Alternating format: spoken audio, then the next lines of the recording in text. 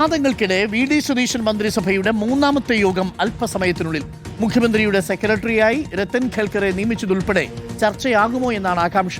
കൂടിയാലോചനയില്ലാതെ IAS ഉദ്യോഗസ്ഥരെ വകുപ്പുകളിൽ നിയമിച്ചതും കളക്ടർമാരുടെ സ്ഥലം മാറ്റവും അടക്കമുള്ള വിഷയങ്ങളിലും അതൃപ്തി മന്ത്രിമാർ യോഗത്തിൽ ഉന്നയിക്കും. PMCയുമായി ബന്ധപ്പെട്ട് സ്വീകരിക്കേണ്ട തുടർ നടപടികളും KSRTCയിലെ സൗജന്യ യാത്രയും ചർച്ചയാകും. ഗവർണറുടെ നയപ്രഖ്യാപനത്തിന്റെ കരടിനും മന്ത്രിസഭായോഗം അംഗീകാരം നൽകിയേക്കും. റോഷിപാലുണ്ട് കൂടുതൽ വിവരങ്ങളുമായി. റോഷിപാൽ, വെള്ളിയാഴ്ചയാണ് നിയമസഭയിൽ നയപ്രഖ്യാപന പ്രസംഗം നടത്തേണ്ടത് ഗവർണർ. അതിന്റെ കരട് തയ്യാറാക്കണം. രത്തൻ ഖേൽക്കറുമായി ബന്ധപ്പെട്ട് ഇപ്പോൾ ഉയർന്നിരിക്കുന്ന വിവാദങ്ങൾക്ക് മറുപടി പറയണം. അതോടൊപ്പം തന്നെ PMC അടക്കമുള്ള വിഷയങ്ങൾ, KSRTCയിലെ സൗജന്യ യാത്ര. ഇതിനിടയിൽ ഇപ്പോൾ മറ്റു മന്ത്രിമാർ അറിയാതെ IAS തലപ്പത്ത് നടത്തിയ സ്ഥാനചലനങ്ങളും ഇന്നത്തെ മന്ത്രിസഭാ യോഗത്തിൽ ചർച്ചയാകുമോ?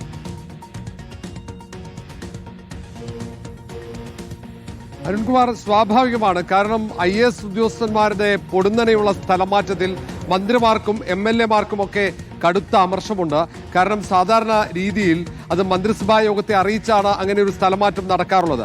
അത് മാത്രവുമല്ല, കണ്ണൂരിൽ നവീൻ ബാബുവിന്റെ ജീവനൊടുക്കിയ സംഭവവുമായി ബന്ധപ്പെട്ട വലിയ ആരോപണങ്ങൾക്ക് വിധേയനായ ജില്ലാ കളക്ടർ ഇങ്ങോട്ട് മാറ്റി. അത് ഏറ്റവും പ്രധാനപ്പെട്ട ഒരു തസ്തികയിലേക്ക്, അതും വ്യവസായ വകുപ്പിന്റെ ഡയറക്ടർ തസ്തികയിലേക്കാണ്.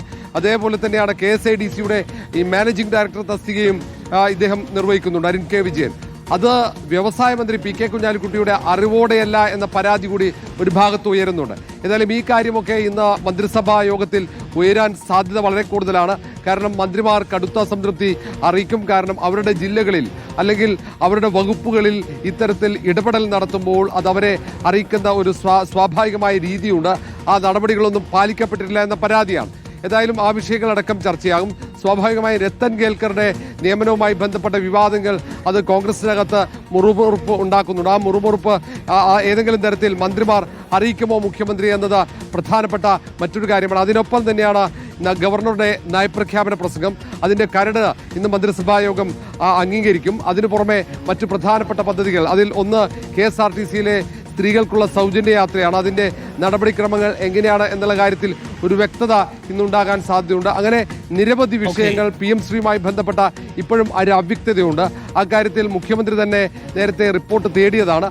അതിലും ഒരുപക്ഷെ ഒരു അന്തിമ തീരുമാനം ഉണ്ടാകാൻ സാധ്യതയുണ്ട്. Thank you. റോഷിപാലാണ് വിവരം നൽകിയത്. നിർണായകമായ മന്ത്രിസഭാ യോഗം അല്പസമയത്തിനുള്ളിൽ നടക്കും. അതിനുശേഷം മുഖ്യമന്ത്രി മാധ്യമങ്ങളെ കണ്ടേക്കും.